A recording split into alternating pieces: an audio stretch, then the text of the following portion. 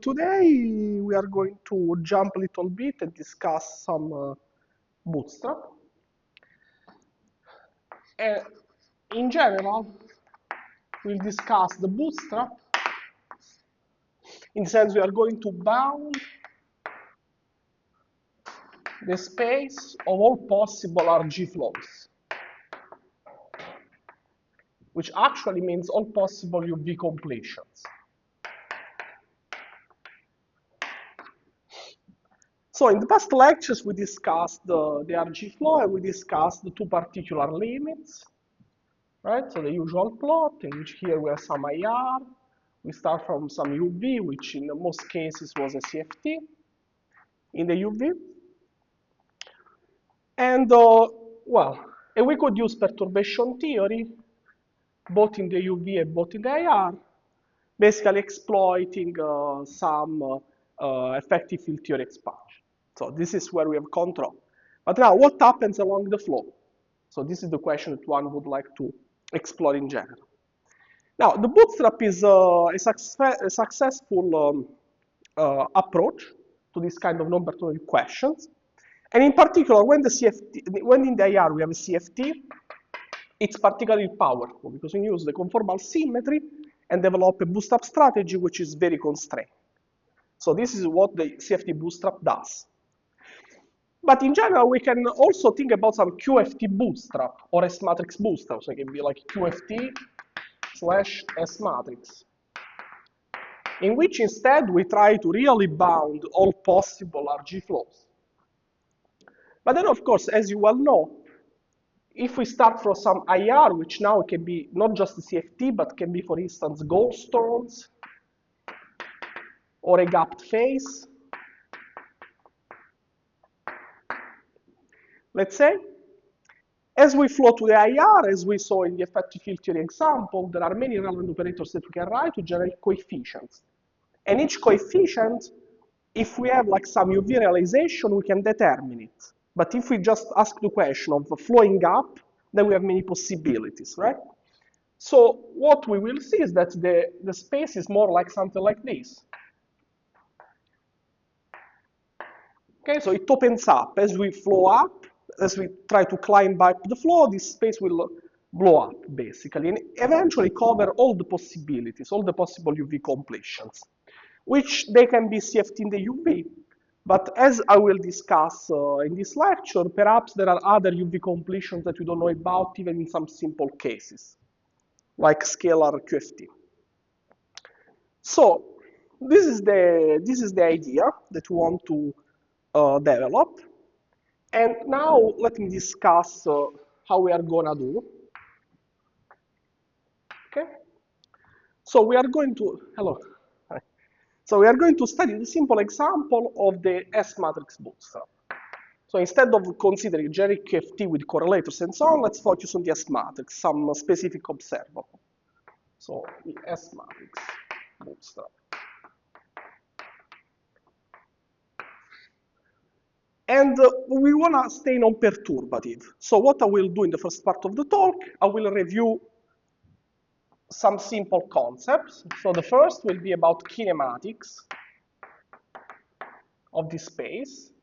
Second will be analyticity, properties. Then the bootstrap approach.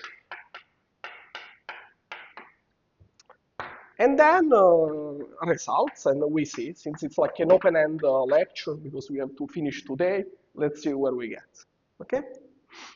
So this is the idea. Now, let's consider some simple kinematics. Let's consider really the simplest possible process that you can imagine. So we have like some scalar field, phi in mind, with some mass m equal to 1, and we consider the 2-to-2 scattering amplitude. And we are in the 3+1. Opla, what is this?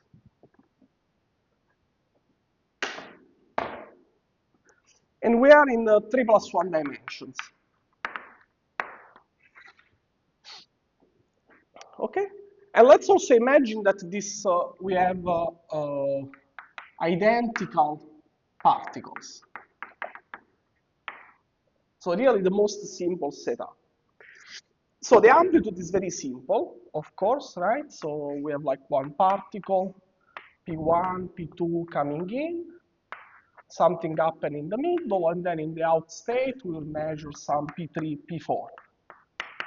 And just to set the notation, let me define S variable for this process, SP1 plus P2 squared, and then we will have T, which is P1 minus P3 squared. And then I remind you that since you have Lorentz invariants, we have momentum conservation, and momentum conservation implies that U, which is P1 minus P4 squared, is also equal to 4 minus S minus T. So it's not an independent variable. So this is the notation. Now, let's find a nice, let's use this relation here to find a nice representation of this kinematical space, which is the Mandelstam triangle, which is very useful to visualize all these properties. So we'll have the Mandelstam triangle, which we can draw it in this way. So the axis, let's choose T here, S here, and U here. And then choosing this axis, this means that this is the line S equal to 4, this is the line S equal to 0, this is the line T equal to 4, this will be the line U equals to 4, and so on. Can you see?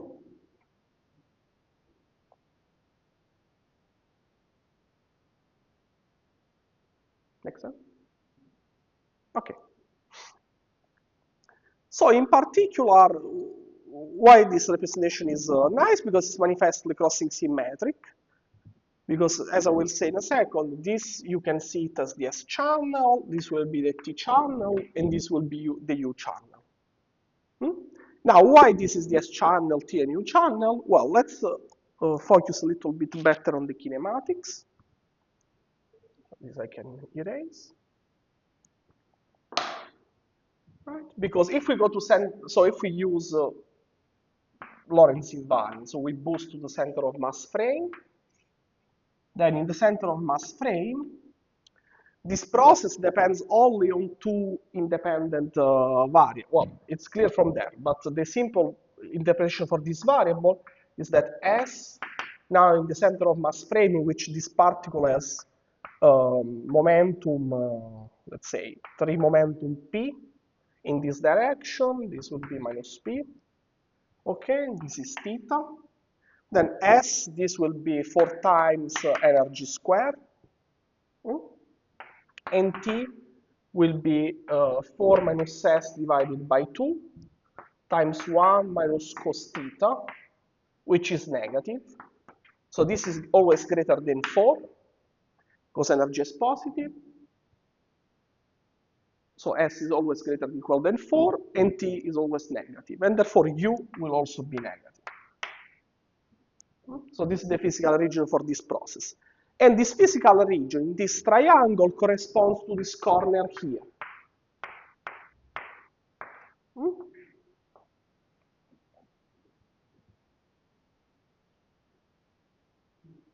So this is the S-channel physical region. But now, also, this is one way to look at the process. Of course, if we, let's just remember how we derived the amplitude. So the amplitude is derived by applying LSZ to some correlator, or 104. So here we picked to project with the LSZ, to act with the LSZ with some choice of the momenta.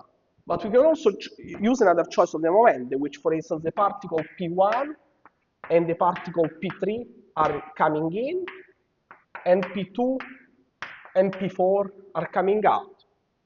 So this would be a T-channel process instead, by definition.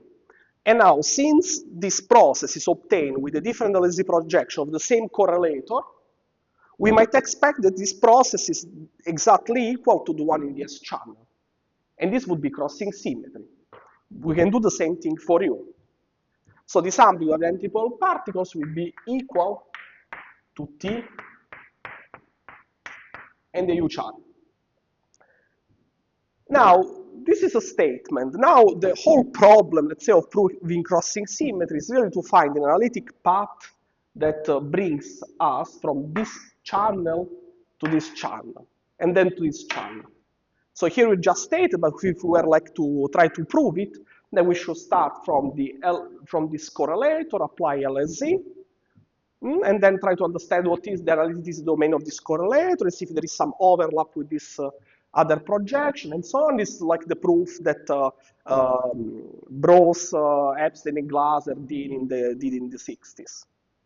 So this is like a whole, it's a whole program to prove crossing. And for two particle was done, for a point particle is still an open question, how to prove it in general. Okay, but so this is crossing symmetry. So this is crossing symmetry. The fact that the amplitude, if we exchange, so if we think about this amplitude as a function of ST and U, it should be a function which is permutation invariant in these three variables. Okay. Now let's discuss a little bit analyticity. So to discuss analyticity, we have to remember what is unitarity, because we cannot do both at the same time. So let me erase this, because this is pretty simple.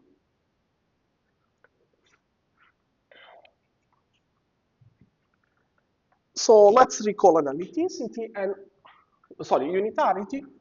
And unitarity is the statement, of course, that the S matrix is an identity operator on the Hilbert space of a quantum field theory. Okay. So we can bracket this relation on any state. Let's say there is some in state alpha, 1 beta, and this should be equal to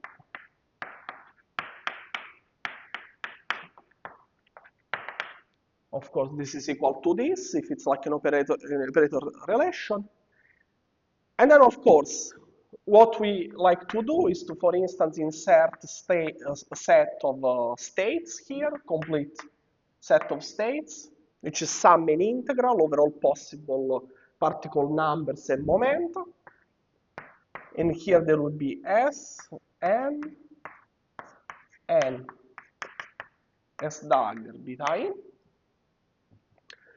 And now you see, for instance, that if we take alpha equals to beta, then this sum and integral becomes a sum of positive stuff.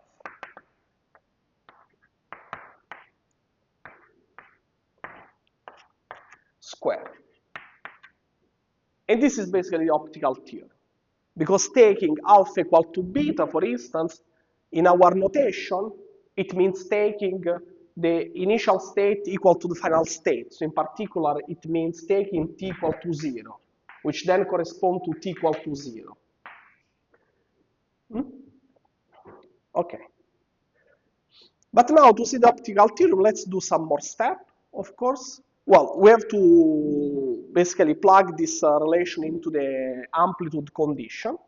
So let me do some more step here to make contact with the amplitude. So let me erase this. Maybe let me also erase this.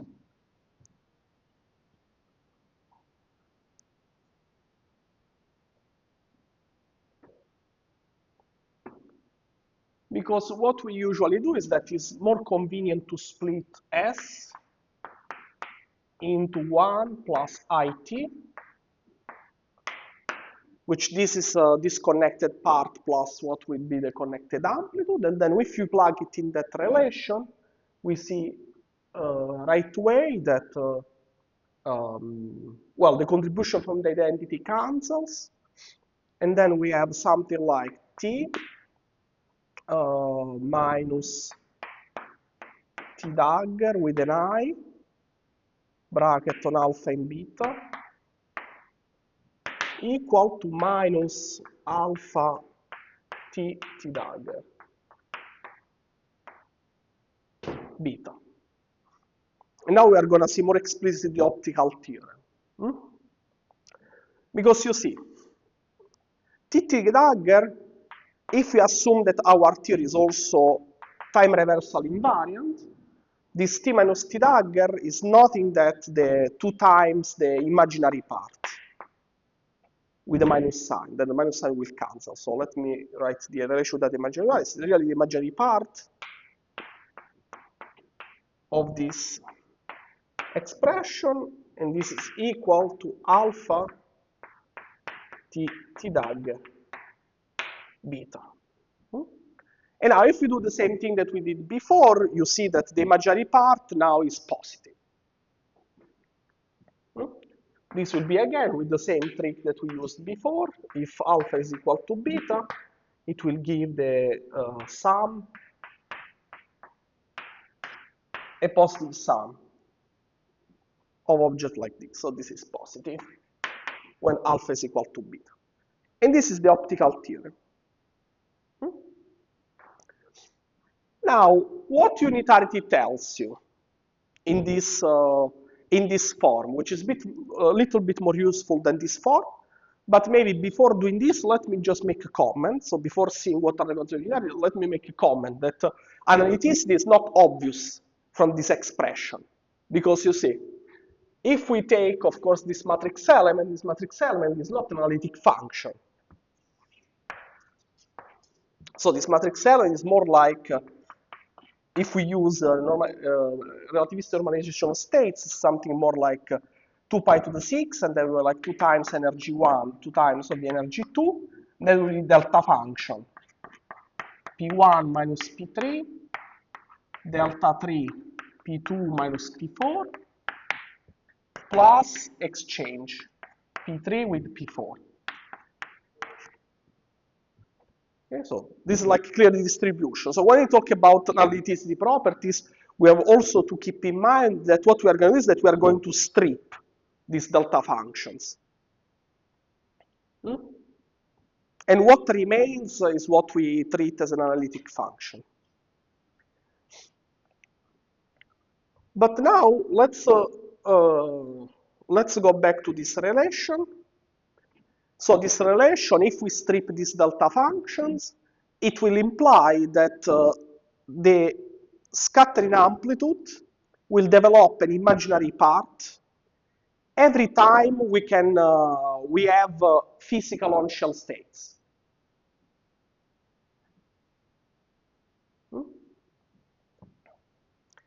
And this in particular, it means that if we are for s greater or equal than 4, and in the kinematical region, there will be, it will develop this imaginary part. Well, for instance, s is smaller than 4, let's say, this function will have no imaginary part. So this implies that there will be a cut. Okay, there will be like some discontinuity, some branch point discontinuity, and then there will be a cut in this function. So let's draw this, I lost it, here. So let's draw this analytic structure more in detail.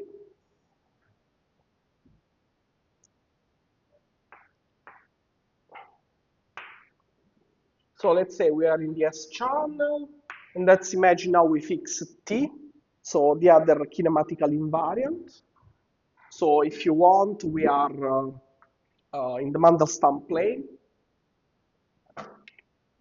We are moving on a line like this at fixed T. Let's say where T is negative. So at fixed T negative, there will be a cut for s greater or equal than 4. Well, there will be a branch point at s equal to 4. Then it's a matter of taste where you put the cut. But by convention, it's very nice to put it on the real axis like this. of course. But now you see, from the Mandelstam plane, it's clear that, okay, we develop this continuity for sure, for s greater or equal than, sorry, this is the physical region, for s greater or equal than 4, we develop this continuity, but then we also develop this continuity for u greater or equal than 4, because that's where the u channel goes on shell. So by crossing, there will be also another branch point at u equals to 4, but u is 4 minus s minus t, and that implies that s should be equals to minus t. This is where the u channel starts. So there will be a cut that starts here and goes on the left side. And it's a moving branch point, because for each value of t, we will obtain a different branch point.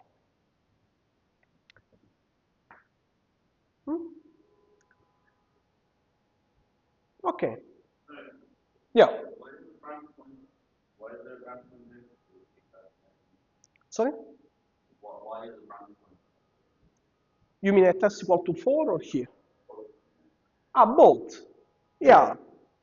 This is expected because of this relation. Because if here, let's say, the external state are, let's say, if the external state, for instance, has an S which is smaller than 4,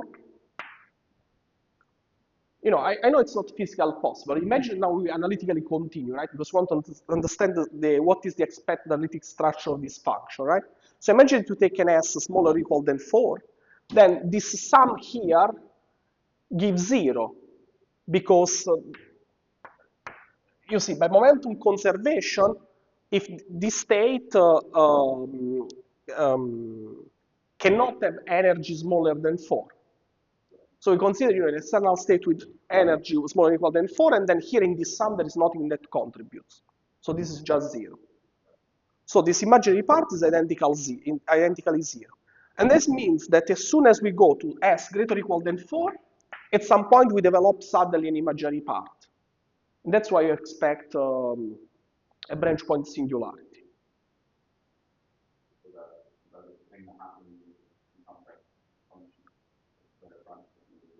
Yeah, exactly.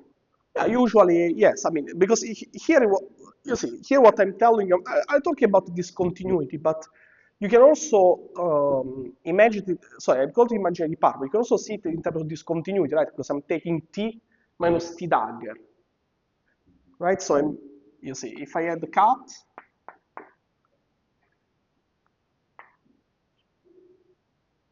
right? So here, this is what I call t, and this is what I call t dagger or t star.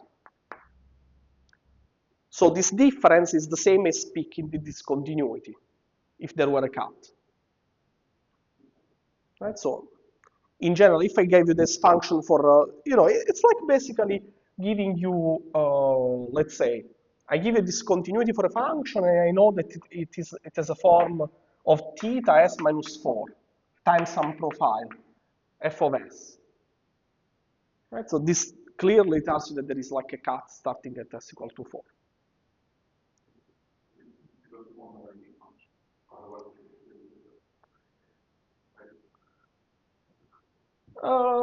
Yeah, I want analytic functions.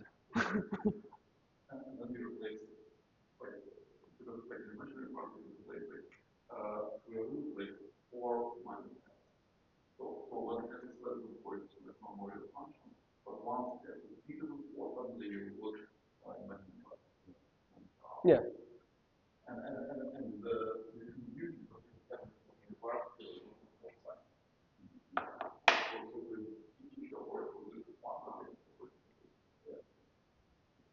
Yeah.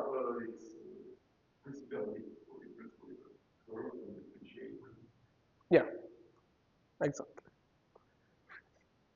Okay.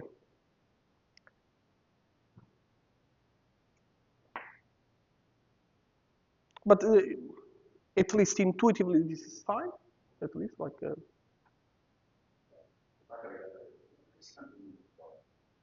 Okay.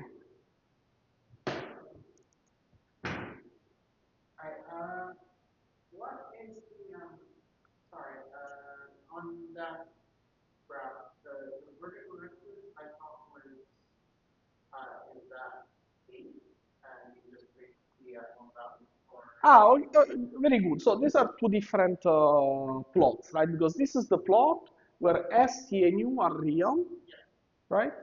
And I'm plotting. This is just the complex S plane, and now I'm fixing T. So here T is like some is another axis that we don't see. Well, this is like real part of S, imaginary part of S.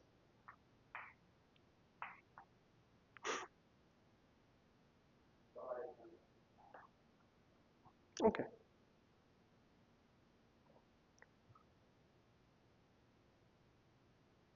Okay. So let me make a comment about this, a little bit about this analytic structure, right? Because now, I mean, the issue with this is that we know, of course, that the amplitude can be defined for physical, you see, like the amplitude can be defined for physical kinematics, s greater than or equal to 4, t smaller or equal than 0, and so on. But now the whole problem of, let's say, proving the analyticity properties of this function is that we have to have a way to analytically continue. Like we have to have some tool. And this tool in general is given by dispersion relations. And dispersion relations just mean writing the Cauchy theorem for this function. So assuming some singularity structure, we write the Cauchy theorem and we try to infer what are, where we can analytically continue this function. Now, this is like a little bit a constructive program in the sense that we need to have some intuition. Now, to answer again to this question, here to be honest, I'm going a little bit fast because I didn't have time to discuss, for instance, Landau singularities and do the analysis of what can happen in loop diagrams. But of course, one can also do examples in perturbation theory, which you compute some loop diagram like this, and you look what kind of discontinuity you have. And for instance, in 4 dimension, we'll see that you have some square root of s minus 4. And then it will clear that it's like a branch point at s equals to 4, and it will be also clear that in particular it's a square root branch point, it's not any branch point. And now the whole problem is that non-perturbatively, we don't know what else to do. So let's say the principle that comes from Landau is that to understand what are the singularities of this function, which we should go loop by loop, order by order, and analyze what kind of branch points can appear.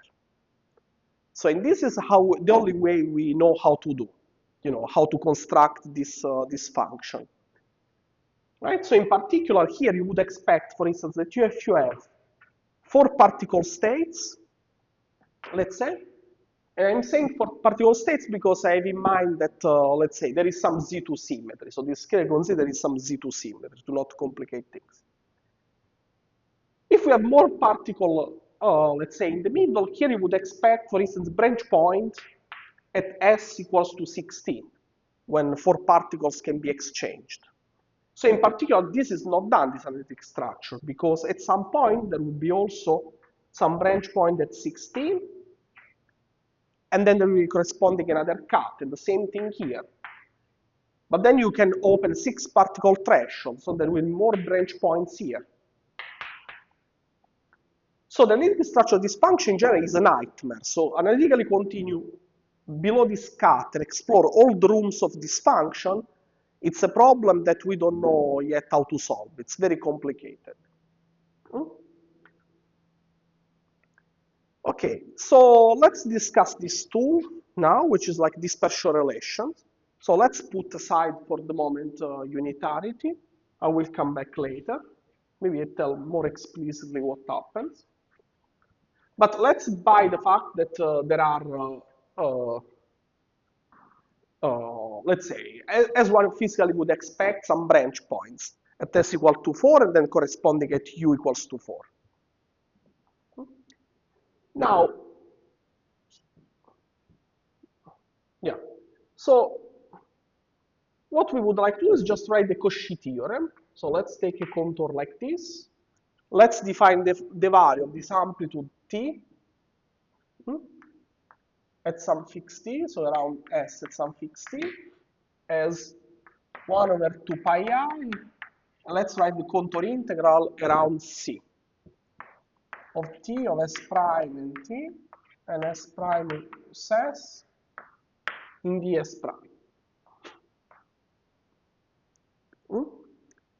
This is just an identity. And now, let's blow up this contour. So let's blow up this contour, and when we blow up this contour, we will get something that encircles this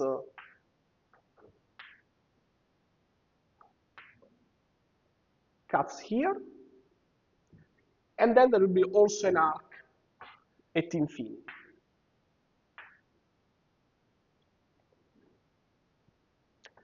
So why we want to blow up the contour? Because now, if we blow up the contour, indeed, we can express the value of the value of the amplitude at any complex point S, so any point S in this plane, we can express it as an integral over the discontinuity. And the discontinuity is exactly the place where we know the amplitude, we compute it. Because it's the physical kinematic, S greater or equal than 4, and T smaller or equal than 0, say.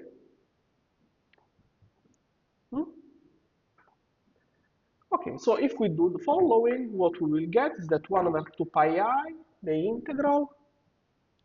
So it's the integral. Let's put an arrow. So if we blow up like this, we'll get an integral go like this, and one that goes like this. The arrow goes like this, and then this goes like this.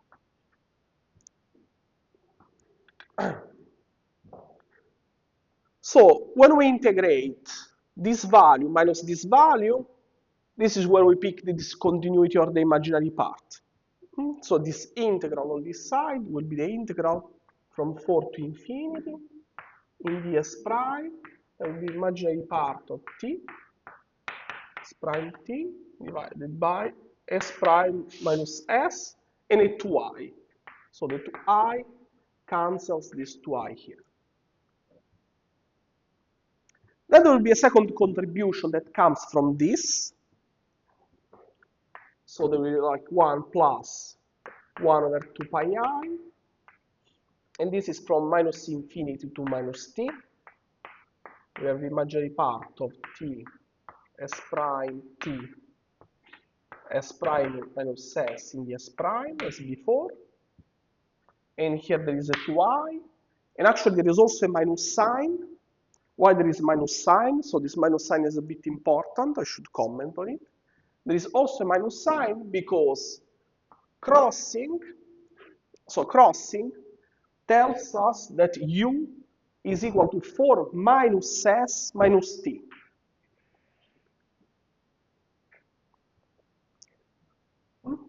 So in particular, it tells us that we go from a point here to a point here, below. So this difference, this minus this, it will give us minus the imaginary part. There will be a minus sign. Just because crossing reflects. It goes like s to minus s asymptotic. Okay, so there is a minus sign here. And here, so if we put the minus sign, we can also substitute, because it's crossing symmetric, we can also substitute, well, let me do the change of variable and then say that it's crossing symmetric. So we can do s prime that goes to 4 minus s prime minus t. I can do this change of variable in this second integral. And then if I do this change of variable, what happens is that here I can put 4, because if I plug s prime minus t, this cancel, I get 4. Infinity becomes minus infinity. Then I change the sign, the s prime, this is like how it becomes. Then we said we pick this minus sign, minus 1 over pi.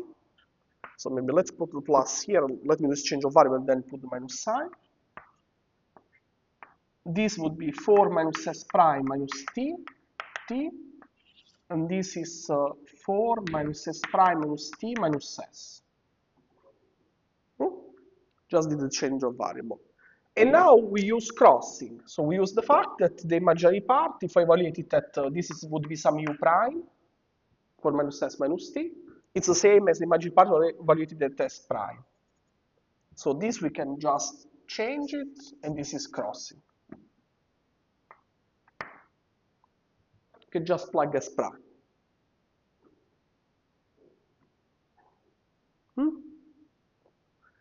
And now with this thing, maybe we can write it here again. This unitarity, I will keep it here for the moment. So if you write the final expression that t sub s and fixed t will be equal to minus 1 over pi, the integral from 4 to infinity in the s prime. There is the imaginary part of t, s prime t, and then there is a kernel, which is s prime minus s, plus 1 over s prime minus 4 minus s minus t, which is also equal to u. Sorry, minus 4 plus s plus t, which is equal to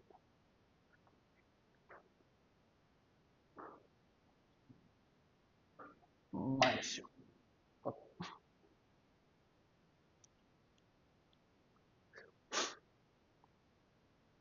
Okay? Okay. So now, well, there are two things here. First, that I made some assumption, and we will come back to this assumption soon, which is that I assume that the amplitude decays. So I'm to assume that the limit for s that goes to infinity of t, s at fixed t is equal to 0, so that I could drop the arc at infinity, because I didn't write it anywhere. Yeah, exactly. Right? So that, okay, this is just for, simplification. And then, two, the second thing that we used, sorry, so, okay, so there is this point here, 1, okay? And then the second thing that I want to say, okay, let me erase this because now I will write it again later if we need it. It's bothering me. So the second thing is that to prove that the amplitude t is analytic somewhere here, let's say at some point in S, we would need to prove that the imaginary part of t for some S and t is analytic.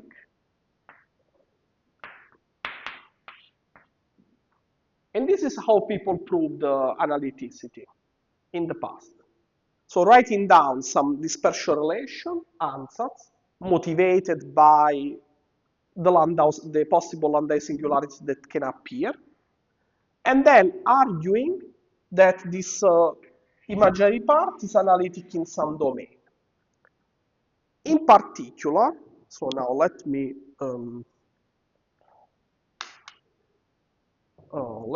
use again this diagram. So in particular, let's say, what can go wrong for the imaginary case? Because you already said that the amp develops a singularity and develops an imaginary part when particles go on shell at some fixed t negative. Now, what can go wrong if we consider imaginary part and we imagine that it's an analytic function by itself? We can ask when this imaginary part develops a new singularity, and that's where things would start to go wrong. And this happens actually when t is negative enough, in the sense that if we go to t which is negative enough, at some point we will hit some diagram. So there will be some diagrams, which, for instance, in this case of particles with Z2 symmetry are 3-loop diagrams. So there'll be some 3-loop diagrams that will develop a singularity in the imaginary part. So these are diagrams in particular that have, let's say you can cut in this direction, they have like 2 particle exchange. But then if we cut in this direction, they can go on shell for t greater equal than 16 because there are 4 particles here in the middle.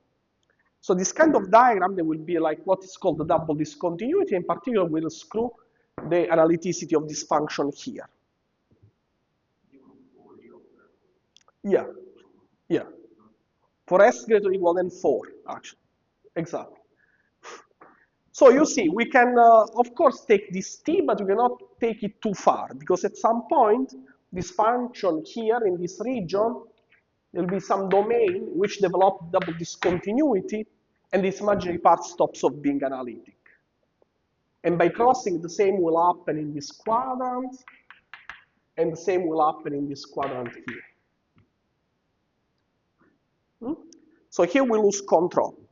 So based on this Landau diagram singularity analysis, people have shown that the amplitude, for sure you can write the special relation for t which is physical, so negative, but not too negative, because otherwise you hit that the singularity. And people have wrote a number which is like minus 28 and 4.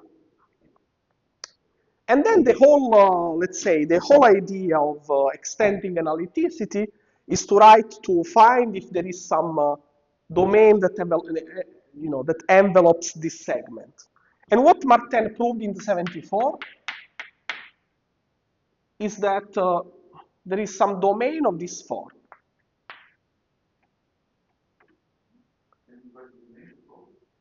Yeah, it's Martin, Andrea Martin, the 74, and he proved that there is some domain like this. Now, the proof is not, let's say, it's a bit involved and forgotten, but it's not that tough. But I would need to introduce a lot of things, a lot of concepts that, I mean, it's hard to do it in 2 hours. But, for now, just let me state the fact that there is this potato region, which is Martin analyticity, that, let's say, envelopes this segment, which is the one where, for sure, we can imagine the imaginary part is analytic, and where we can actually prove it. So what you prove? You prove that for any t, so this would be the t-plane, complex t-plane. So for any t that you fix in this region, this imaginary part is analytic for any s from 4 to infinity, and therefore this expression gives you an analytic continuation in the whole plane. Right? So there are 3 steps, right? You first have to prove that for any t, the imaginary part is analytic for any s that goes from 4 to infinity.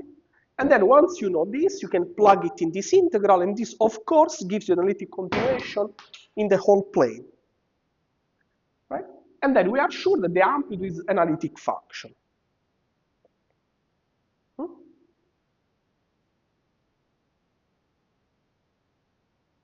Any questions now?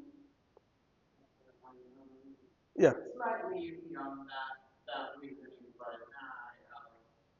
I'll just look up So, sorry, which reasoning? What the envelope is. Like, is there a region where, for a given t, you can show that the s is Yeah. analytic? Yeah. That imaginary Yeah, exactly. So for any t inside this region, you can show that this imaginary part is analytic for any s greater or equal than 4. Okay. And what about these outside that region? Do they not? You cannot prove it. It might be analytic. In particular, here there are like there are two school of thoughts. One goes back to Landau, which indeed is the guy that first started to study these properties of diagrams one by one. And I found this, let's say, these statements in the old literature that Landau believed that the amplitude must be analytic. What else should be? Okay, and in particular, he had this school of thought in which, unless something goes wrong, the amplitude should be analytic. And studying Landau singularity is like studying where things can go wrong. right? So, we assume it's analytic, we are happy. And then, of course, there is another school of thought, which is that, well, the amplitude, you define it with LSZ from some correlators, right? The time order correlation functions. And then people have these Whiteman axioms that this correlation function must satisfy. So let's try to derive analyticity using the Whiteman axioms. And basically, this domain of analyticity comes from the Whiteman axiom, in the sense that assuming that I know, very little, some set of axioms, how far I can go. And this is the best we could do so far. Although there is still some room for improvement, which maybe I can tell you, I can make a plot and I can tell you, which is pretty fun, actually, and weird. But, so these are the two schools of thoughts. And then I read in a footnote of a paper by someone that I don't know, Arkhipov, working on some total cross-section, some Russian scientist. And he mentions that in the first conference where these results, well, not these results, but something basic, or some result that is at the base of all this consideration, which is like the Lehman ellipse, which I can review in a second, at least what is the content of this Lehman ellipse.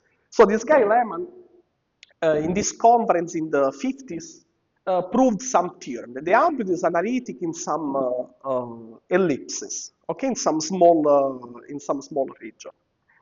And then Landau was in the audience, and Landau told this guy that basically his proof was wrong. Because of course, the amplitude should be analytic. So if you prove it's not analytic, you are wrong. That was the comment. And then this guy basically told Landau something like, you are a big man, you need big analyticity. I'm a small man, for me it's enough a small analyticity domain.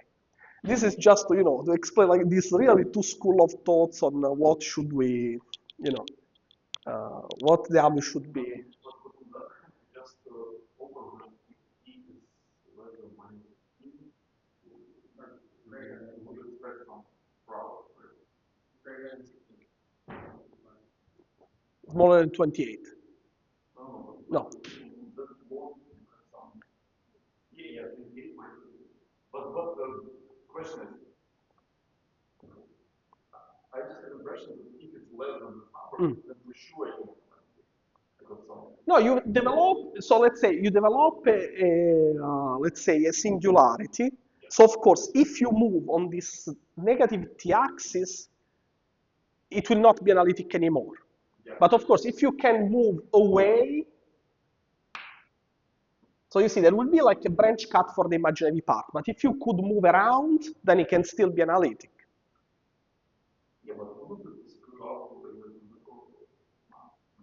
the basically, that it would be analytic for any non-real process. Yeah, right? Because so here. T plus so whatever minus 28 plus I. Exactly. So there can be analytic, of course, because we are away from where these particles go on shell, right?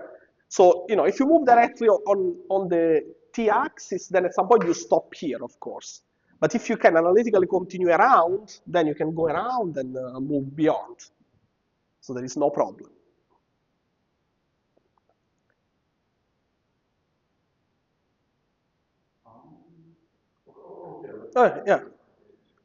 Yeah. Okay. So and now, what is this? So what is this Lehman ellipse? So let me just mentioning this Lehman ellipse. So the Lehman ellipse is a little bit related to actually what basis of states we choose to define the amplitude. So it's the fact that you see, when we said before that we can take define the amplitude by projecting on some initial and final state and obtain some function that it's not analytic, there are some delta function that we strip and then we say it's analytic. So there are all these things that we say. Then, of course, this alpha and beta,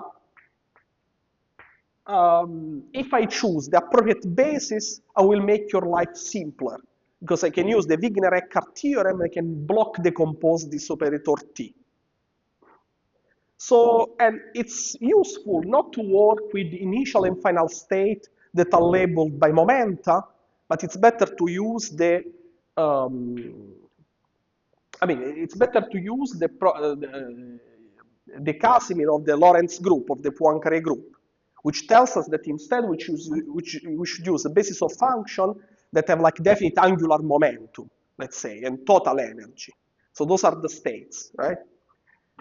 So, and if we use these states that have definite angular momentum, then actually we can expand the amplitude in a basis of partial waves that now correspond really to to particle states that have like some definite quantum numbers, right? So in particular, let's say that you have like P1, P2,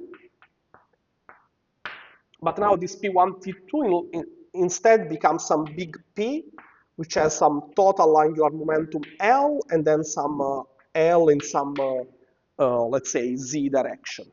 Okay, so like the projection of the angular momentum, some Z direction, some preferred axis. Okay, so if we consider now states that instead are in these quantum numbers, so two particle states with these quantum numbers, then we can really decompose the amplitude into a sum. So it will be a sum for all spin that goes to 0 to infinity. So let's be specific. Let's say we have t as a function of s and t.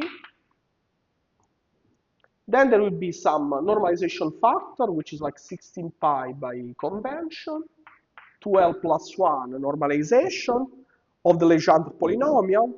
And well, why there are the Legendre polynomial? Well, because these are the function that diagonalize this Casimir. So there is PL of cos theta, exactly. And then there will be this FL of S, which is what we call the partial waves. So are the amplitudes not computed with states that have some definite momentum, but instead states that have some like angular momentum quantum number? And now this cos theta, basically, well, the fact that this expansion is given in terms of Legendre and not power series is what tells you that this sum does not converge in circles, but in ellipses. This is a fact about complex analysis. Taylor expansion converges in circles, sums of Legendre converge in ellipses. So in the cos theta plane,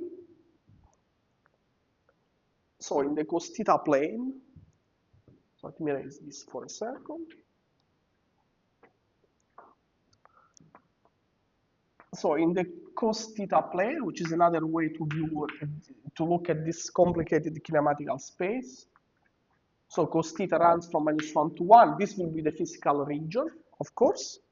And then here there will be the cuts for,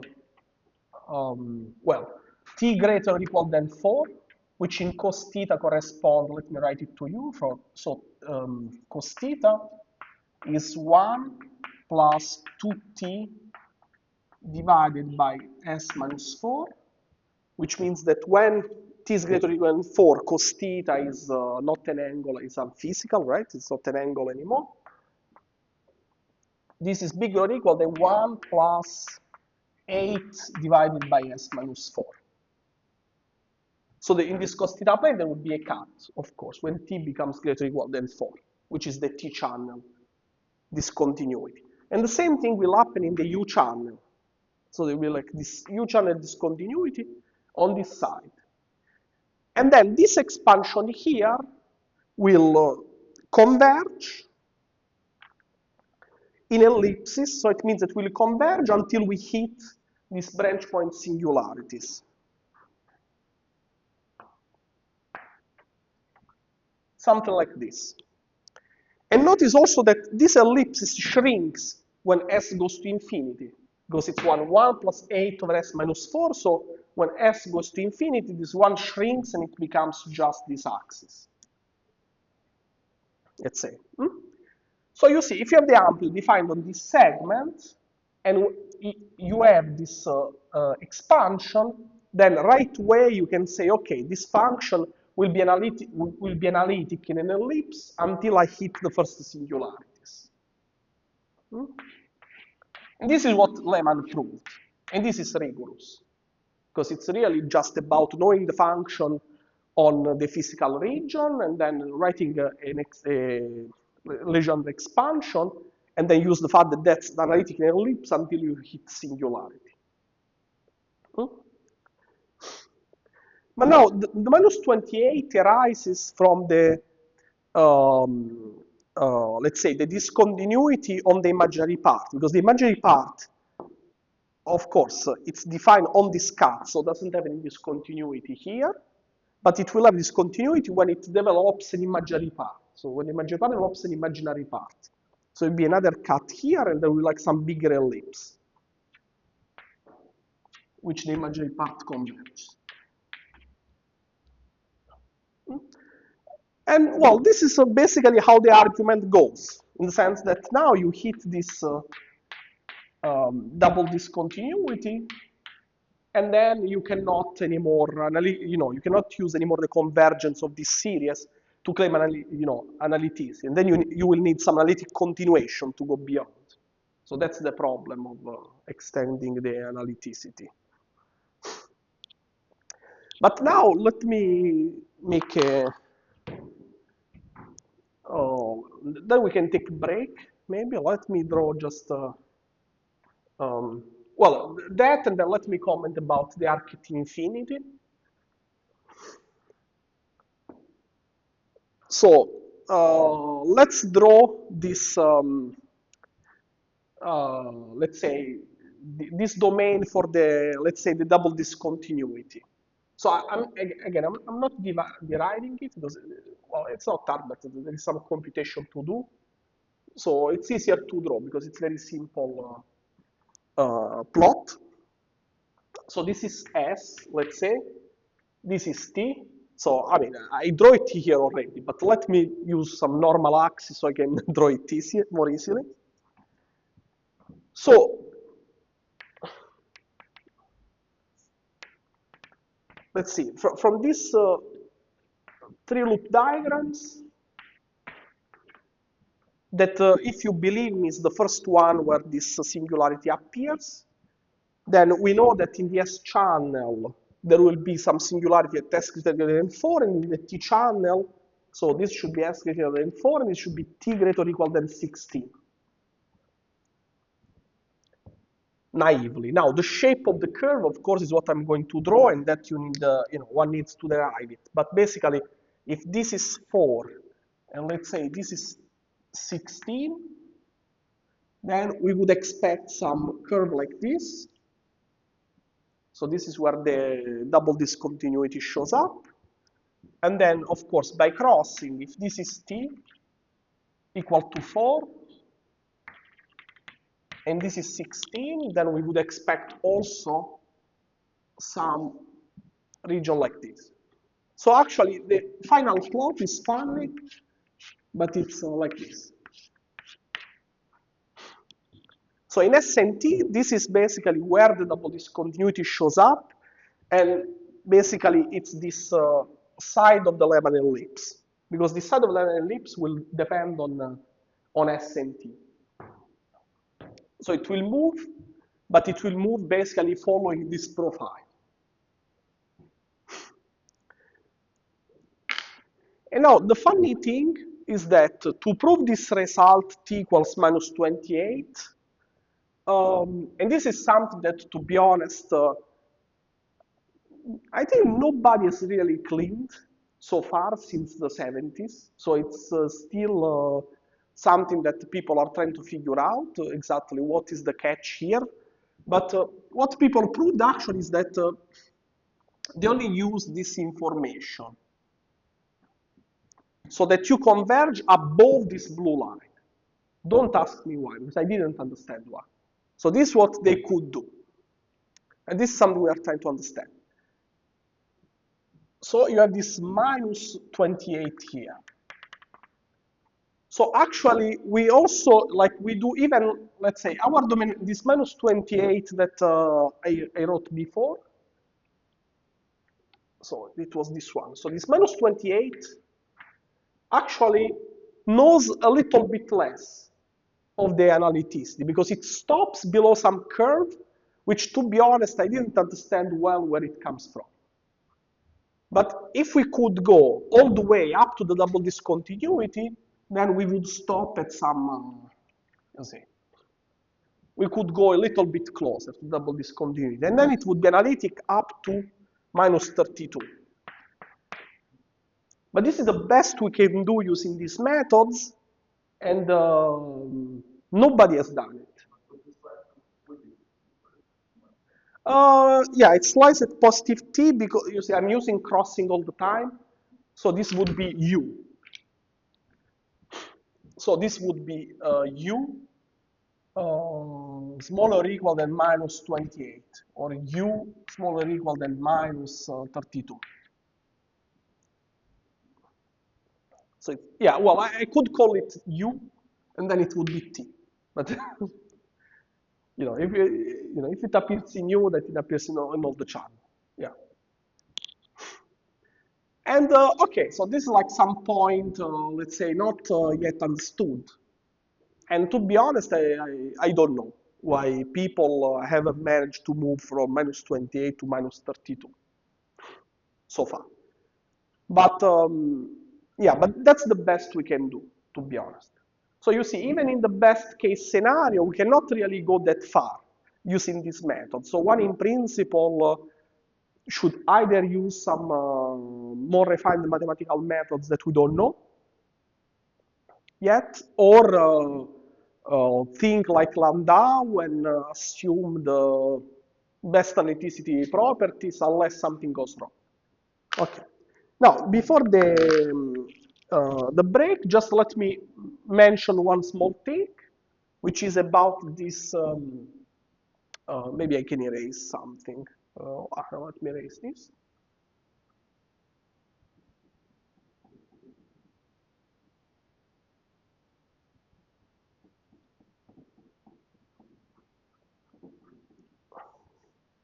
So about this limit that we assumed, of course. So it's not hard to generalize this expression, assuming that the amplitude has some decay. Of course, one common assumption is that this is smaller or equal than s to some n, some power, just like polynomial boundedness. For any t, assume that it's like smaller than some polynomial with some power. And this is a little bit, let's say, is related to also to causality. Somehow this polynomial boundedness. Okay. And now, what people showed, and this is what is called the Frossard bound. So what people could show is that using unitarity, this power n is equal to 2. So the worst you can do is that the amplitude, the worst can do is let grow actually slower than s squared. This is using unitarity. It's really the best you can do. And here 0 can also be substituted by the, let's say, the first singularity that you hit for t positive, which can be 4, or it can be, if there is some bounds, that can be like less than 4. Okay? So, and this is also called the Regge boundedness.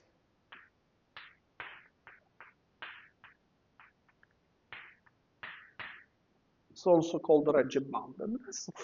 And then the way we accommodate this behavior in this expression is that when we start with the original Cauchy integral, so when we start with the original integral of the contour of t divided by s prime minus s prime t, we can just multiply with some rational function of the form s minus s naught, s prime minus s naught, to some power n. And of course, if S naught is outside this circle here, this is an identity, right? Because if we take the residue at S, this is 1. But when we blow up this, let's say this rational factor will decay like 1 over s prime to the n plus 1, right? So it will make basically the arc at infinity be negligible also if the amplitude grows. So and this is what is called like subtractions. So, you know, by including these subtractions, one is able to write the dispersion relation of this form. Of course, the price to pay is that now you pick the residue at S naught. So you will need the information, the value of the amplitude at some point S naught and its derivative. Those are what called in literature subtraction constants. So that you see, like you know the analytic, you know the analytic continuum, but then you need some data to fix the analytic continuation. Okay. So, and this is basically what I wanted to say about general properties. And now after the break, I just explain you how one does in practice, one can accommodate all these properties into the bootstrap and then how to, you know, we run the numerics and what you can do with these numerics. Okay, so let's resume and now, okay, so maybe let me summarize a little bit. Well, not sure. Okay, let me summarize basically doing, saying how we do the bootstrap. Okay, so let's summarize it while we do it. Okay. So now we want to develop a strategy to basically put use of all these properties of scattering amplitudes, which are like analyticity, crossing, and unitarity, and we are going to use it to start to understand what is the space of all possible UV completions of quantum field theories. Because in the end, that's what we want to do, but we want to do it non-perturbatively. So we have to understand a little bit what are the assumptions. So that's why we went through this painful part of discussing analyticity and so on.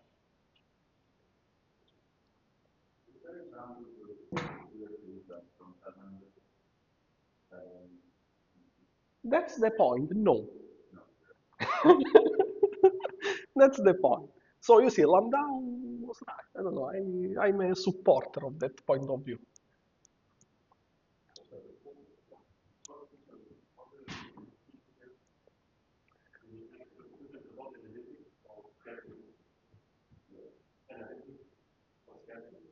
Yeah. So the question is like, you know, there is like this old standing question, like whether the amplitude is analytic. You know, it's like I mean, analytic in a broad sense, right? It's like some a function with some analyticity properties. And I was saying before there are two schools of thoughts. Like one is that if you start from the Whiteman axioms, what you can prove, and the other is that you assume analyticity and you see what can go wrong. So with the Whiteman axioms, you can prove analyticity up to some point.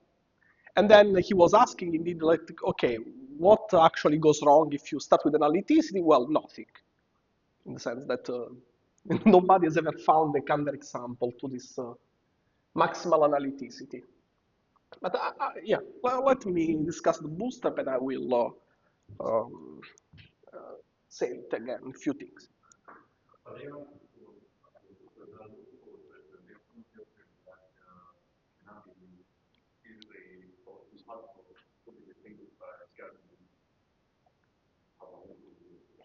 Somewhat? Yeah, okay, okay. No,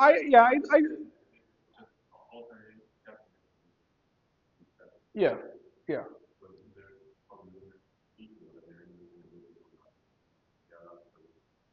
They're not quite, no, no, I understand, yeah, yeah. So that I understand. But at the beginning of the last section, I said that what we have in mind is like either gapped phase in the IR or some Goldstone bosons. Even if it's CFT in the IR, then they have to use the conformal bootstrap, right? So the S matrix is not that useful in that case also. Okay. So it depends on what kind of flows we want to study. And in this, let's say, in this lecture, what we have in mind is that really in the IR, you have some scalar with mass m equals to 1, some simple scalar with no symmetry, just Z2. Okay. So the idea of the S-matrix bootstrap is to write an ansatz for the scattering amplitude, which is automatically crossing symmetric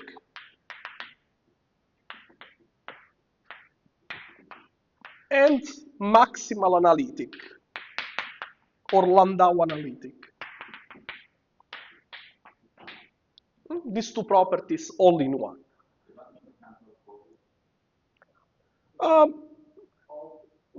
Not necessarily, in the sense that poles are still, let's say, an input in these analyticity domains, in the sense that if you have, for instance, some bound state, in the sense that the two particles form some bound that is like mass smaller than 2 times the mass of the two particles, that would show up as a pole, but that's something that is included in the analytic structure. So you see, like poles, let's say that are related to particles in the spectrum, those are still compatible with this. So they are within these assumptions, and we can include them.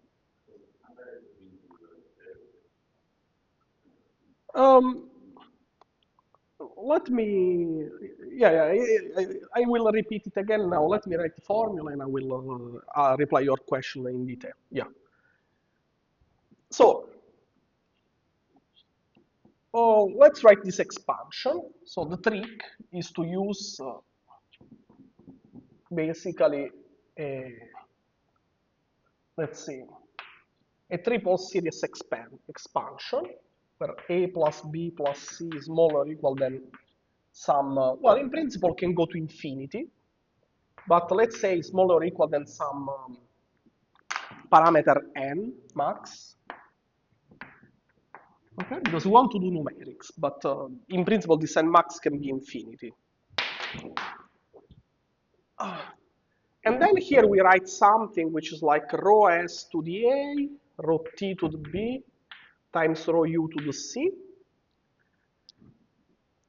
And now crossing is enforced by basically requiring that these coefficients are permutation symmetric in A, B, and C. Then you see, if each of these rows is associated to a Mandelstam invariant, then clearly if these coefficients are permutation invariant, then the sum is permutation invariant. So crossing is simply taken care by this. Now, analyticity, to answer also your question. So analyticity is taken care by this map, because this map is the map from the cut plane to the unit disk. So this is the unit disk. Here there will be like a branch point at 4, and we place the cut here by convention. And now, let's say I want to map the upper part of this cut to the upper boundary of the circle, and the lower part of the cut to the lower part of the circle, like this. And then 4, I will map it to 1. This is 4. Infinity will be mapped to -1. And I will choose some arbitrary point here, S0, to be mapped to the center of the disk. So we use a conformal mapping. And this conformal mapping, in the end, what does? Take basically the cut plane, and it maps it to the disk.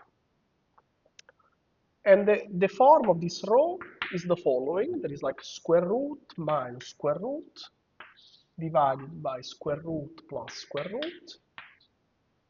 What we have in the square root is like 4 minus s. So we have the cut, 4 minus s, and then 4 minus s0, 4 minus s0. You can simply verify that when s is equal to 4, this is 1. S goes to infinity, we get -1, and so on.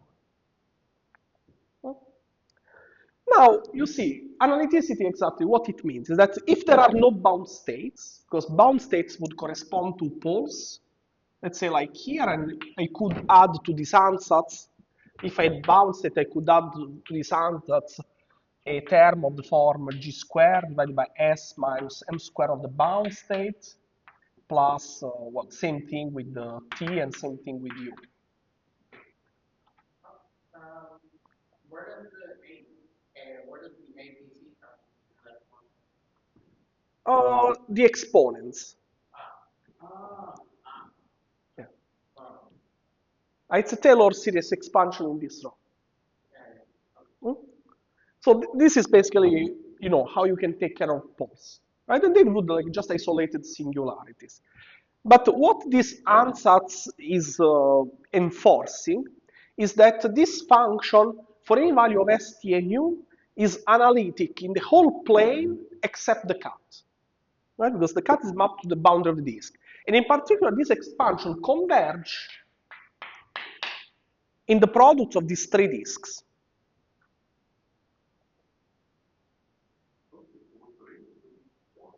Sorry? Is 1. Because for infinity, this is just how I mapped for a TV. But this is like 1. Yeah, it's the unit disk. Minus 1. Yes. Yeah. And then when n max goes to infinity, in principle, this sum converges to any function which is analytic in the whole complex plane except for these cuts. And then you are done.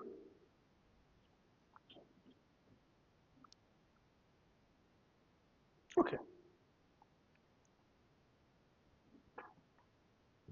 And if you have like more cuts, say starting from skin and also will be just boundary.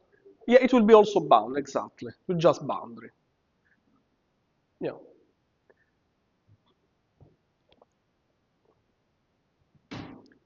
Okay. So this is the trick, which is very simple. And now, how do we impose unitarity? Hmm?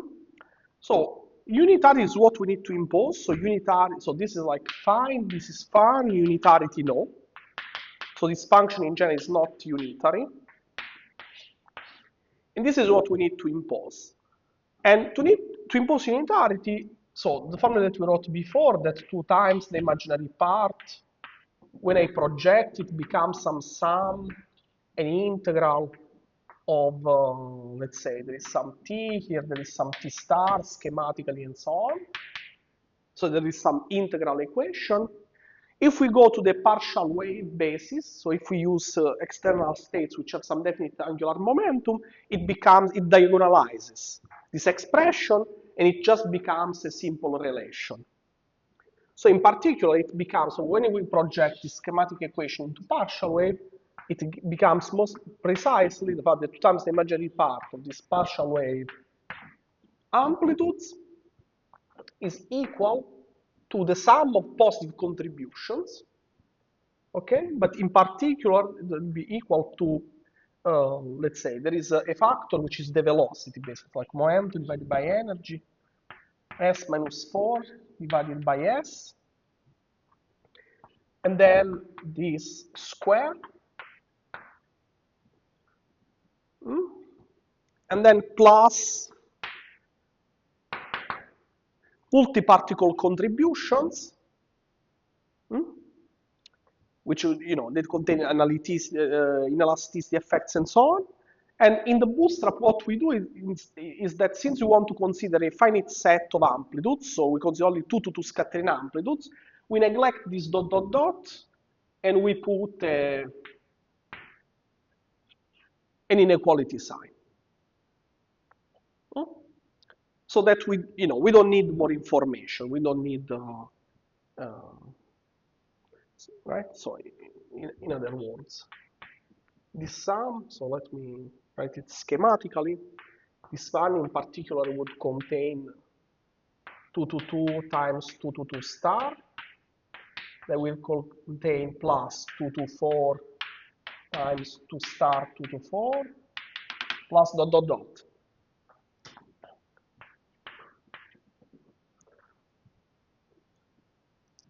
So this if we were to write unitarity explicitly.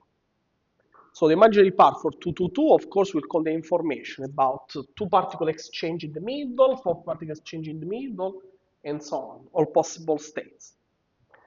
And then when we diagonalize to partial wave, we see explicitly that all these contributions are positive, so that if we neglect them, we can put an inequality sign and just write a simple inequality that involves only the 2 to 2 partial waves, not higher point partial waves. So this is basically how we impose unitarity. And now there is another step that one can do, which is like to define SL, these functions here, which are just 1 plus 2i, again, the square root of s minus 4 divided by s times FL.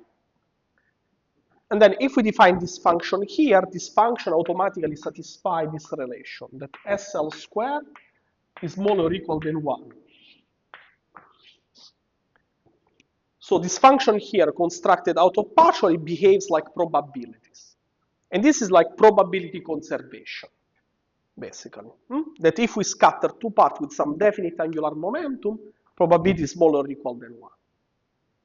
And this is what we, the condition that we have to impose. But how do we impose it in practice? So let me say this. So these alpha ABC are free coefficients, of course, in these ansatz. And now, how do we impose it exactly? Is that we relax this condition to some matrix constraint. So in practice, what we do is that we write a matrix like this, where here there is like 1 plus imaginary part of the SL. Here there is 1 minus imaginary part of the SL. Here there is real part of SL, real part of SL. And written in this form, this becomes a semi-definite positive condition matrix, a symmetric 2 to 2 bimatrix. And if you take, of course, the trace is, of course, positive, so it's 2. And the determinant is exactly this condition here. So why you want to write a semi-definite positive condition? Because usually the solvers that we use, they deal with this semi-definite positive constraint. So this is like called semi-definite program. So it becomes something that we can explicitly, easily solve. And let me also stress that these constraints, smaller or equal than 1, they constrain the allowed values of your coefficient here. They cannot be free, this alpha ABC. In particular, this alpha ABC, a quadratic constraint like that will look like an ellipse. So in other words, our problem is just to finding the intersection of many ellipses. So we have to find the allowed space of this alpha ABC, which are intersection of all these ellipses. Now, notice also that there are infinite of these constraints, because this probability conservation must be true for any s greater or equal than 4. So for any positive energy that is, when the particles can go on shell, and for any spin from 0 to infinity. So numerically, you have like an infinite set of constraints that you need to impose on this alpha ABC. And numerically, this is very hard, so what we do is that we impose some cutoff. So we also cut off this thing by some L max, and we discretize this constraint on some S grid.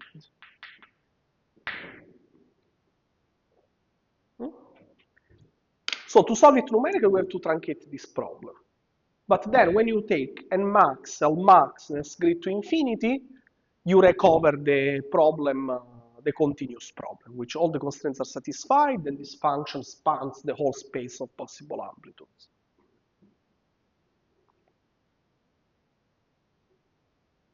Any questions so far?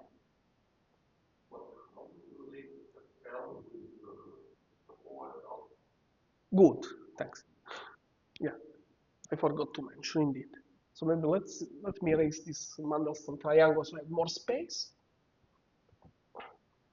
So we just have to project into partial wave, which is a linear operation. So the FL, it's just equal to 132 pi integral from -1 to 1 in d cos theta. And then here we plug, there is a Legendre, L of cos theta.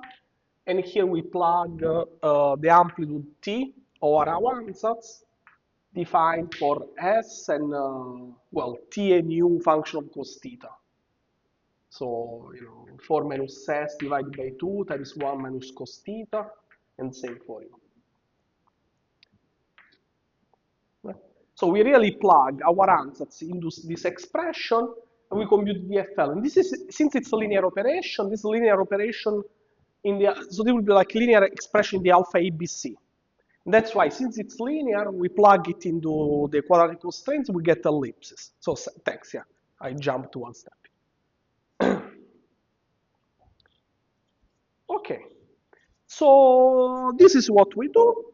And now let me just show you some results, or what we can get. So, okay, let me erase this.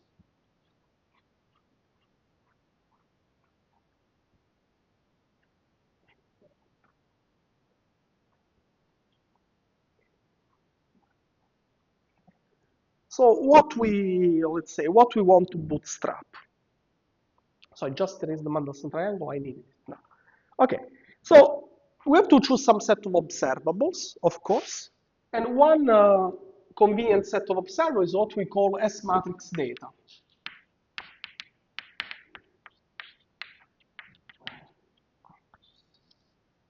S-matrix data. And basically, we can, let's say, we can use this fact that we can also write the ansatz into a Taylor expansion. So, sorry, let me draw again the Mandelstam triangle. So we have this Mandelstam triangle like this. Here we have the S channel, T channel, and U channel.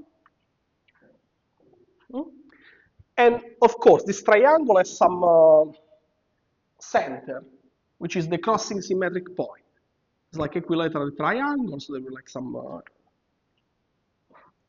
unique center. And this is basically when S is equal to T is equal to U is equal to 4/3. Because when you sum, you get S plus T plus U is equal to 4. Sum of the masses. So we can expand around the crossing symmetric point, and if we do it, this expansion will converge. It's let's say, an expansion in crossing symmetric, in this complex variable S, T, and U. Then when you project it in this plane, it looks like this. It has this funny shape, but this is the projection of a polydisk on this plane. So it will converge, of course, not everywhere, but just on the projection of some disk, and it will stop converging when you hit the physical region that you have discontinuity, right?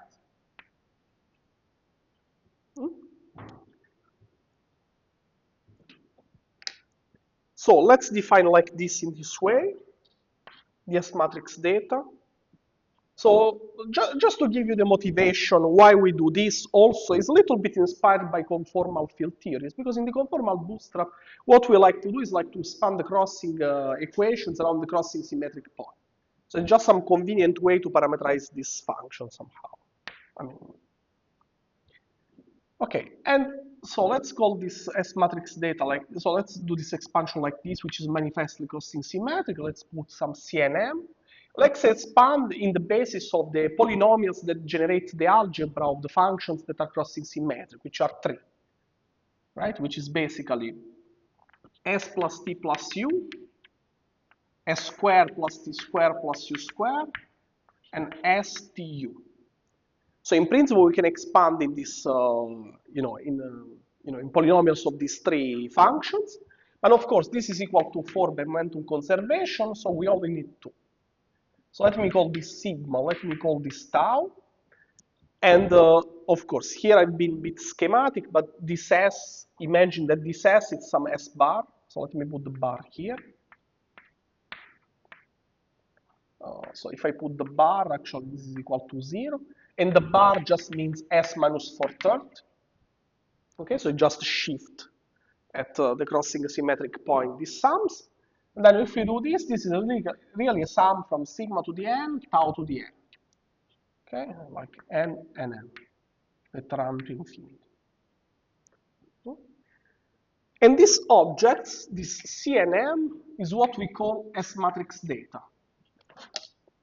They are a little bit related to the alpha ABC, of course. I mean, it's just a different basis, right? You could use the alpha ABC, But somehow this CNM has like a nicer physical interpretation because they're defined at the crossing symmetric points, so they're like manifestly, that there is no redundancy in these coefficients. And the second is that they are defined below threshold, so they look like low energy constants. Remember in the effective field theory approach, where we had this expansion at low energy, so this non-perturbative data CNM would be the ones that you would compute in an effective field theory at low energy. So that's why it's a good choice for observables. And the higher degree, the higher the order in NM correspond to higher power S squared, T squared, and STU of the Mandelstam, which would correspond to higher derivative operator in some, effective field theory language. So that's the reason why we like them. So these are the observables. And again, these observables are just linear in the alpha ABC of the ansatz, right? Because it's just taking my function and expanding it from around this point here. Okay? So at the end of the day,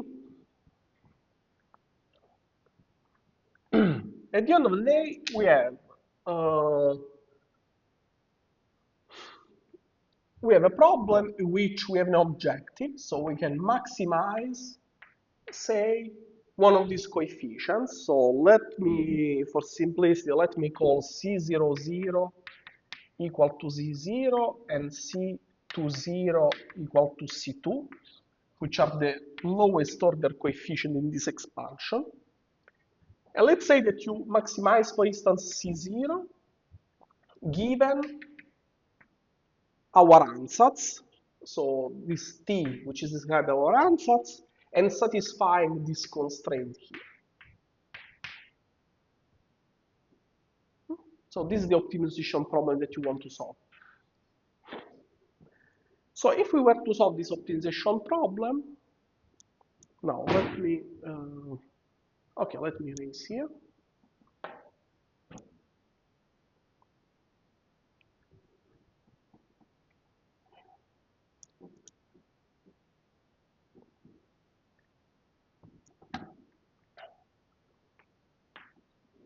So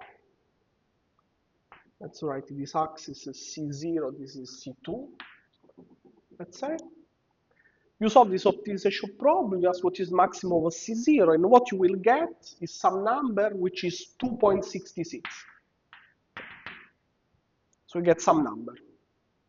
Okay, so it's telling you that this region is excluded. We cannot access to these values. And the best you can do is this number here. Now we can minimize, so we can minimize, for instance, and if we minimize, we can go further on this axis, and we get up to minus 7.4 or 3. I think minus 7.3, but okay, there is like error on this digit. So this is very hard to measure, this minimum, and this is excluded. And now you can go on, you can ask, for instance, what is the minimum of C2? And the minimum of C2, so let's say another point is like minimum of C2, and this is turned out to be positive. So here we can, and actually this we can prove it analytically.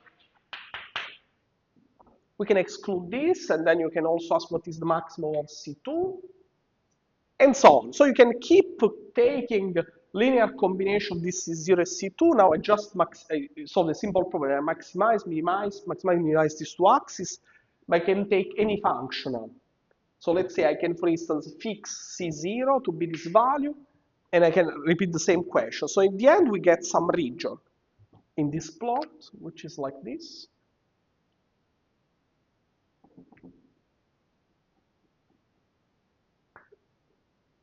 It looks like this. And all the values inside this region are allowed. And of course, since we maximize and minimize, for each point of this boundary, so every time, let's say that we maximize C0, we end up on this point. And at this point, we fix all the alpha ABC coefficient. So we know this function completely. We can plug this alpha ABC and we get this function. The same thing when we minimize. The same thing for each point of the bound. So for each point of the bound, we get the function. which is a function which is compatible with all the physical constraints. And what we can ask ourselves, for instance, is how this function looks like. Because in the IR, we know what we have. In the IR is a simple scalar theory with mass m equal to 1. So it will look like lambda 5 to the 4, say, in particular at low energy, but we don't know at high energy. So we don't know what is the UV completion.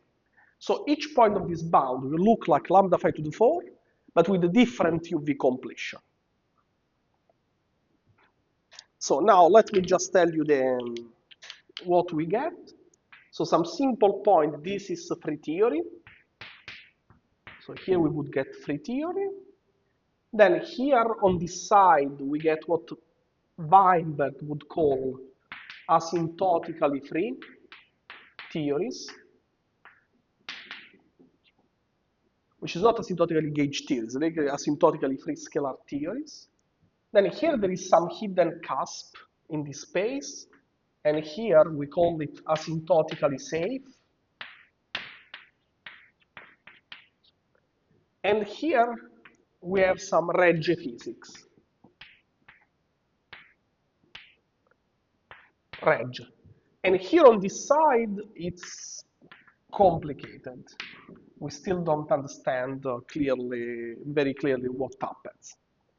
So all these possibilities are possibilities which, like, they are basically all functions that in the IR look like lambda 5 to the 4, but then in the UV, they have very different UV completions.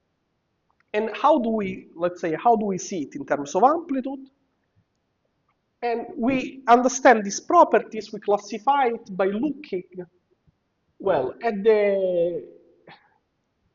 using some UV probe, right? Because what we explain is that we need to go to the AV to understand what is the, let's say, the microscopic description of these amplitudes.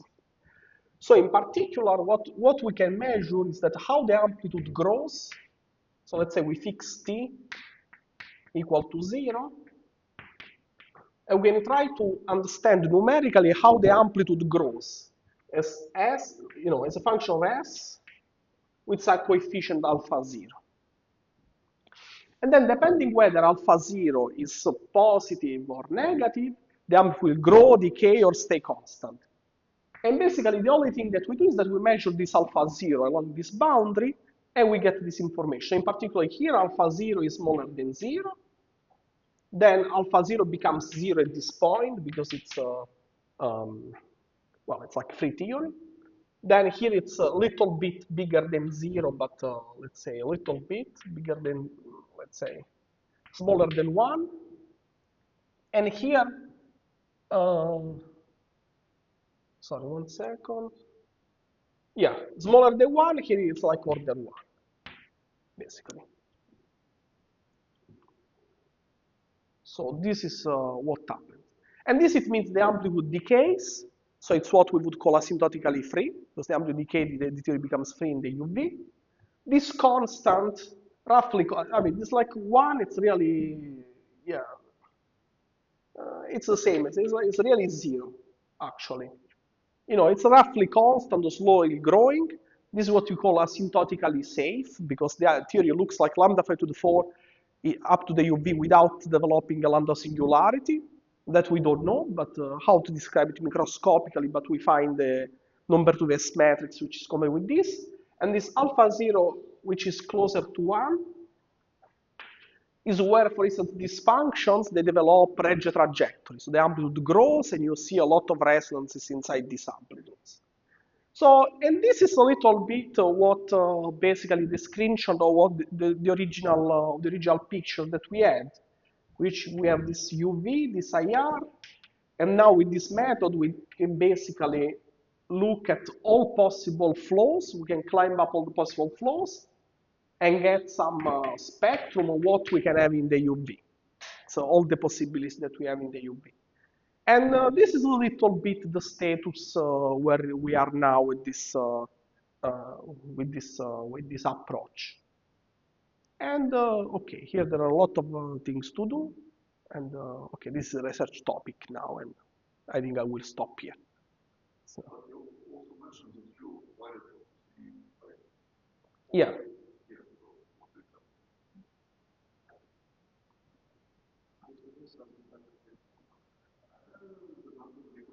Depends, yeah, depends on how you, of course, it's like asymptotically free QCD.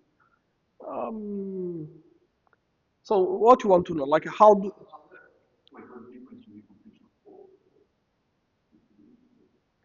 so QCD would more like look like this, this side here, let's say. Because you see, the asymptotic freedom of QCD, indeed, you see it in the deep inelastic scattering.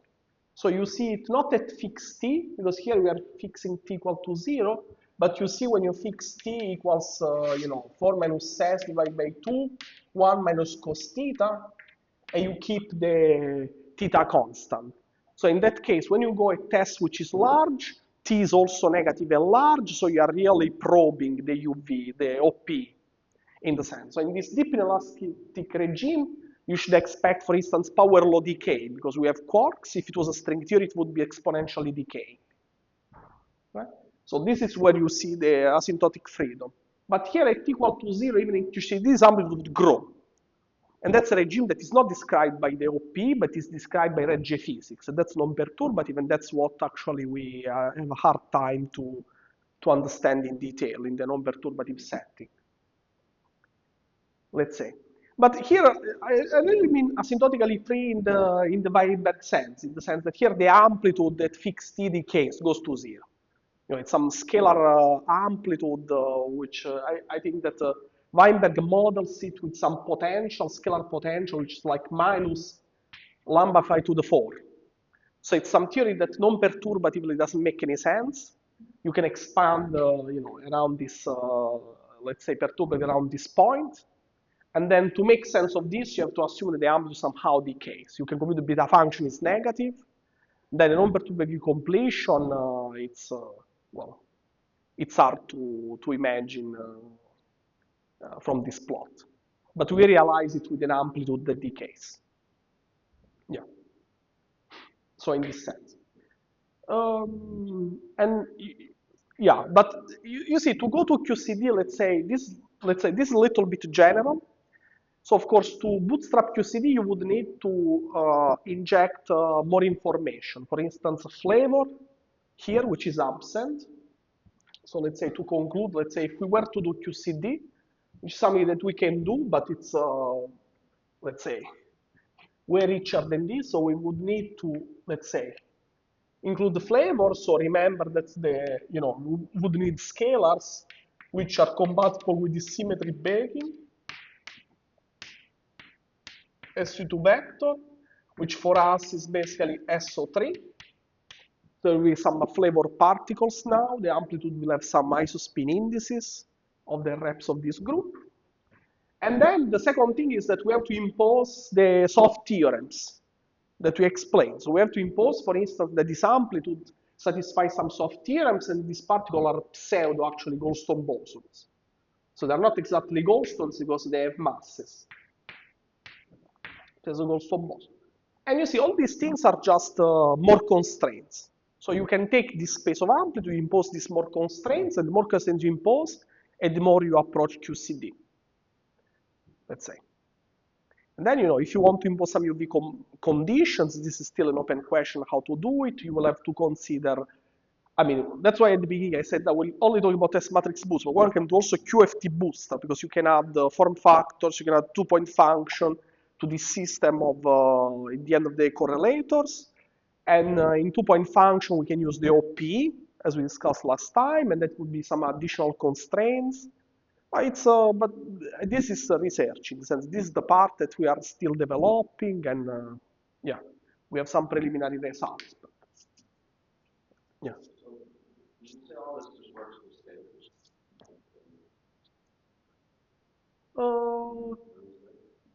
Not that work just for scalars. I said that this thing that I wrote here is the setup you would do to study scalars. But in principle, you can really consider spinning particles with different masses. Yeah, it's very general. Um, it depends what you mean by done, in the sense that there are some. Yeah, no, there are some papers by, for instance, Joe Penedones is the guy that pushed more this direction of spinning particles.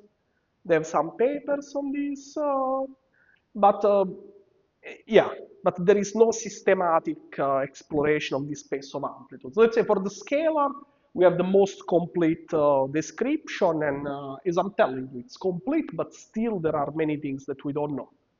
So it's just because these are very hard problems. Yeah. So when you say it's for QCD, you're going for the cornerstone field. Yeah. But like, should the amplitude, should be respected to ultraviolet know that I am what QCD is? But with the information in the amplitude you get from that, then I can Yeah. the branches of QCD. Right. So yeah. So that's actually the point, because you see in this approach, what you really get is a physical S matrix. So it's the same as what you get in an experiment. And the problem also with the experiment is that how do we understand that scattering LHC is described by the QCD Lagrangian? And it's as hard as that. And as I was like uh, saying before, what you need to really look is that is this regime which S grows, but then you keep either T fixed and then it's reg, or you keep cos theta fixed. And this looks like more deep inelastic scattering. So you take this function, you take the largest limit at cos theta fixed, and you try to see how it decays. So if it decays power law, then it means that your amplitude corresponds to some, there is some CFT in the UV, so it's like QCD, right? If it decays in a different way, then it's something else. So at the moment, we only could do this, T, and this information I'm telling you depends on T. Now, this cos theta, I was traveling and I didn't, well, I could only do this point. Let's say this whole plot, there is like a postdoc that was doing it and now is not doing it. But I will have to push him to do also the cos theta, and then I can tell you like what we find in the deep inelastic regime. But yeah. Like, just so I understand, like, in principle, like, whatever scattering amplitude works, it goes from zero to you think higher the limit, you should get like 3,000 downward that. That's correct. Um, in some sense, I mean, again,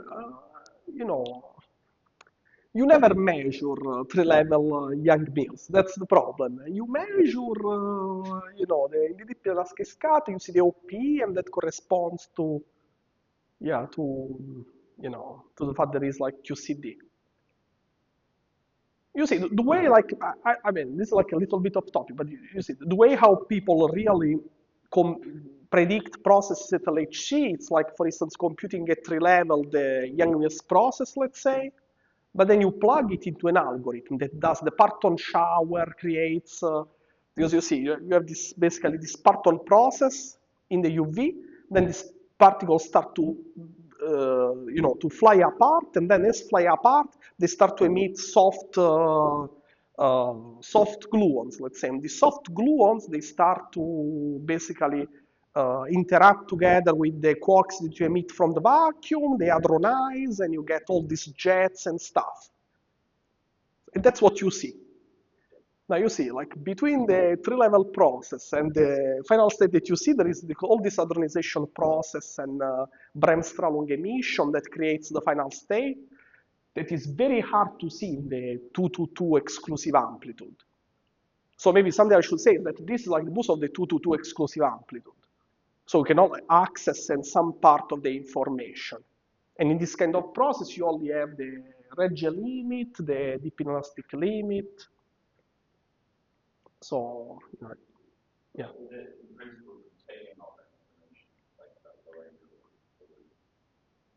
Yeah, I mean, in the sense that In principle, you see, because since this ansatz is UV complete by definition, because you can send ST and U to any value you want, this information is contained in this function. Exactly. So when we reconstruct this sample through the bootstrap, we should be able to perform experiments on our, I mean, experiments, what I mean is that just compute some limit in our function and understand these things. Now, I'm hiding something, which is that this ansatz is complete only when n max goes to infinity. So at n max finite, the asymptotic behavior of this ansatz is a constant. So a constant is not compatible with any of these. So when we measure this asymptotic regime, it's really through some average, through some polishing. It's very hard to, to reliably extract this information because these functions are also very noisy. So that's why I call it measurement. It's not just looking at this function, but it's really trying to vary all these parameters and see if you can understand this growth.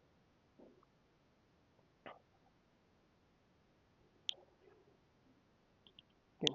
Oh, no. Any other question?